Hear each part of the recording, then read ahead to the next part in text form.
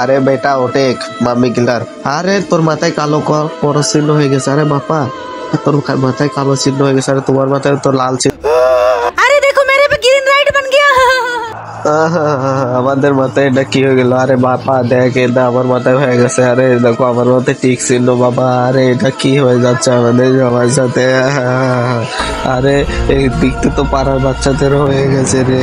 আরে মৌলানা সাহেব, এটার মানে কি? কারোর মাথায় কর চিহ্ন, কারোর মাথায় টিক চিহ্ন। আরে কর চিহ্ন যাদের মাথায় আছে তারা তাড়াতাড়ি মারা যাবে, আর যাদের মাথায় রাইট চিহ্ন আছে তারা অনেকদিন বাঁচবে।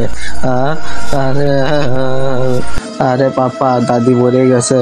হ্যাঁ, এখন তো আমিও মরে যাবো। তাড়াতাড়ি নামাজ পড়ে আল্লাহর কাছে তওবা করে। তারপর কি হলো সেটা জানা কি? ছবিটাকে ভালোবেসে থাকলে একটা লাইক এন্ড চ্যানেলটাকে সাবস্ক্রাইব করো, আর যদি না করো তাহলে বুঝবে এই ছবিটাকে তুমি ভালোবাসো না। নামাজ পড়ে নিয়ে আল্লাহ, এই আল্লাহ তুমি আমার পাপগুলোকে সব মাফ করে দাও আল্লাহ। আরে তুই মন থেকে তওবা করছিস, সেজন্য আল্লাহ তোর জিন্দেগি বাড়া দিয়েছে, বুঝতে পারছিস?